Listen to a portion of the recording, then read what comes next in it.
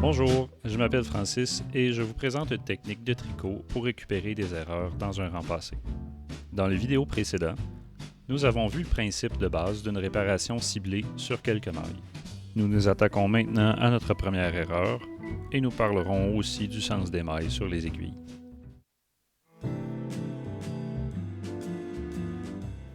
La première erreur qu'on va corriger est dans le point de riz, ici.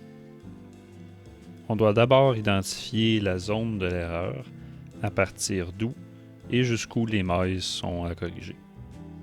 Dans cet exemple, le rang qui se trouve ici cause problème. Les mailles n'alternent pas normalement.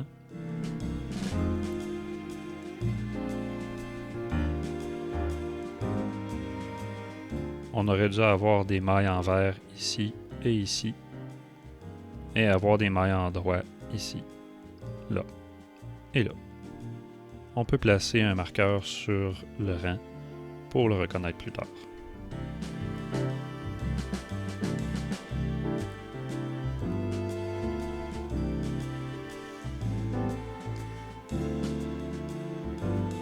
L'erreur concerne toute la largeur de ma zone de point de riz. Ici, j'ai 5 mailles de large. Sachant où débute l'erreur, on remonte la colonne jusqu'à l'aiguille. Ça commence à cette maille-ci. La même chose pour la fin. On peut remonter jusqu'à l'aiguille. C'est cette maille-là sur l'aiguille. J'ai 1, 2, 3, 4, 5 mailles à défaire. On peut marquer le début et la fin avec des marqueurs.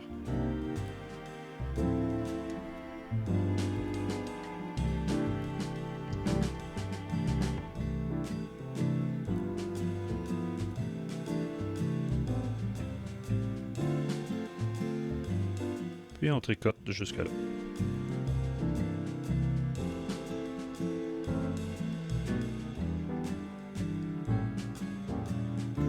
Pour simplifier, on va travailler sur l'endroit du travail.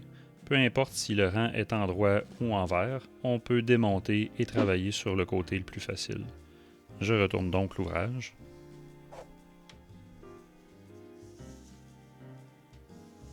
Une fois qu'on a tricoté jusqu'au bord de la zone à corriger, on peut démonter les mailles. Je laisse tomber 1, 2, 3, 4, 5 mailles. On peut enlever les marqueurs.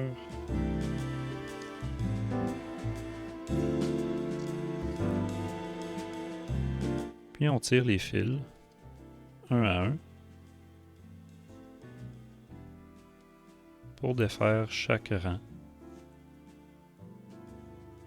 jusqu'au rang à corriger.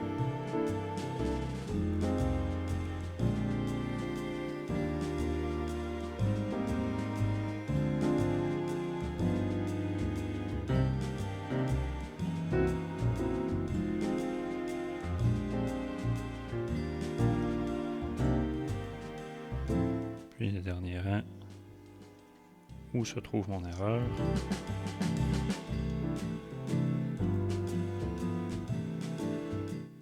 Lorsqu'on a défait l'erreur, on peut recommencer à tricoter, d'abord en mettant les mailles libres sur une aiguille.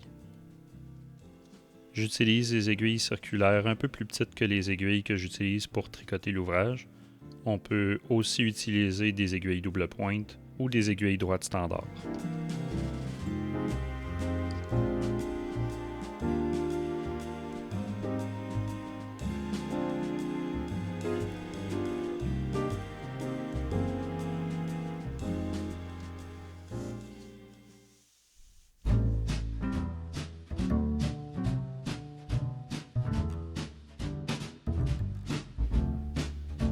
Pour bien appliquer la technique, il faut comprendre comment les mailles sont montées sur les aiguilles.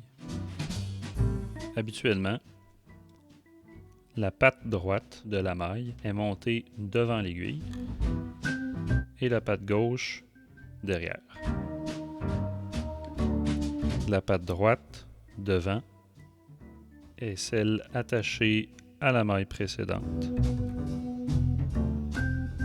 alors que la patte de gauche derrière est celle attachée à la maille suivante. Si on laisse tomber la maille, on voit mieux quelle patte vient de la gauche et quelle patte vient de la droite.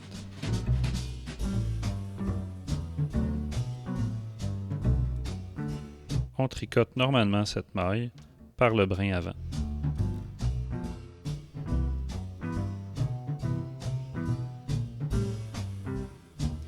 Cette maille est montée dans le mauvais sens. La patte droite est derrière, la patte gauche est devant. Ça peut arriver à cause d'une erreur au rang précédent ou, dans le cas qui nous intéresse, parce qu'on a repris des mailles flottantes dans le mauvais sens. C'est pas grave, on peut facilement remettre la maille dans le bon sens en la retournant à l'aide de l'aiguille droite, en la piquant dans le brin arrière, en la glissant sur l'aiguille droite, puis en la retournant sur l'aiguille gauche. La maille est maintenant dans le bon sens.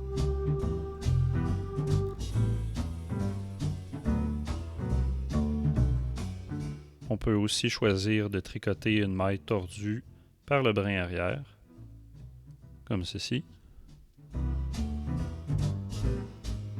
ce qui remet la maille à l'endroit en la tricotant. En tricotant les mailles par le bon brin, on évite de les tordre, ce qui leur donnerait un aspect différent. Notez que certains points et techniques demandent expressément de tricoter par le brin arrière, donc par la patte gauche, pour créer des effets spécifiques. Pour commencer à tricoter, on doit identifier le fil avec lequel on va créer les mailles du prochain rang. C'est le fil le plus bas dans l'échelle.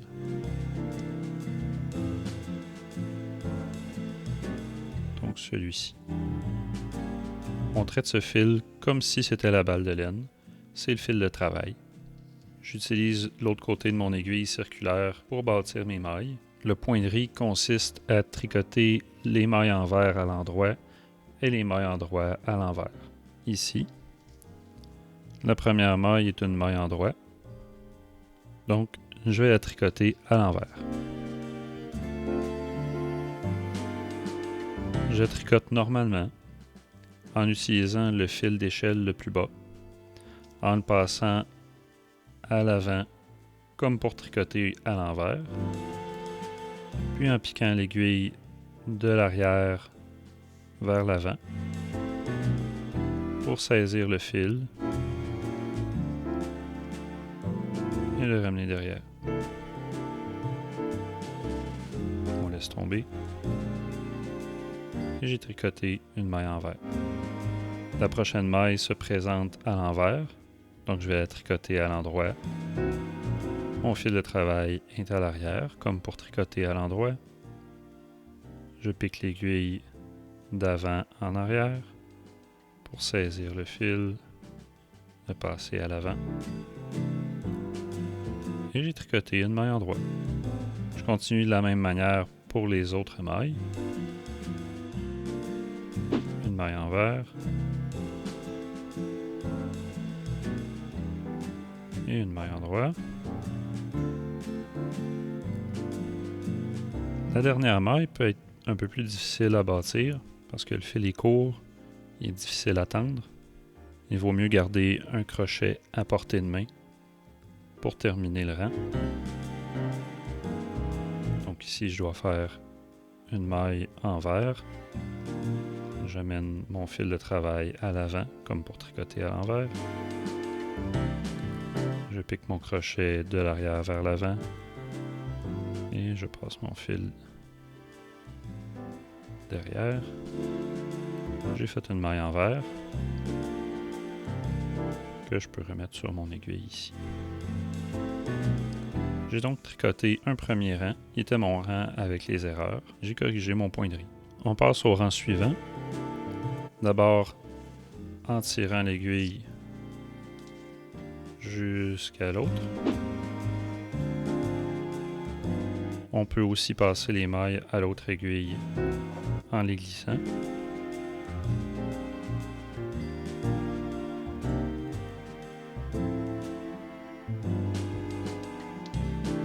Pour tricoter le prochain rang, je vais chercher le fil d'échelle le plus bas,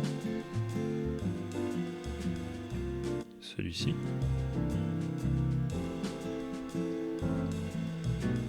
et je tricote mes mailles de la même manière. Maille endroit.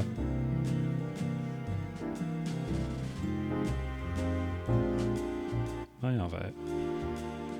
Pour éviter de se retrouver avec trop de fil à la fin, bien tirer le fil à chaque maille pour produire des mailles de grosseur adéquate, puisqu'on utilise des aiguilles légèrement plus petites.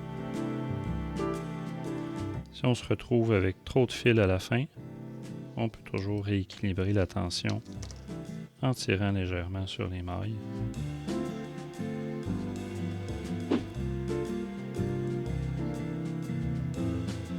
Pour redistribuer jusqu'au début. On tire sur la maille de gauche à droite.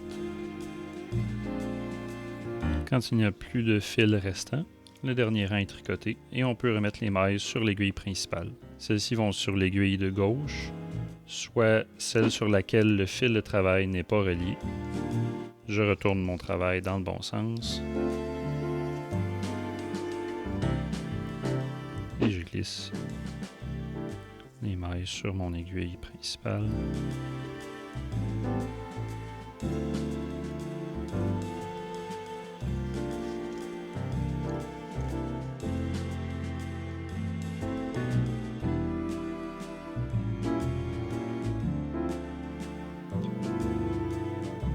Et voilà, mon point de riz est corrigé.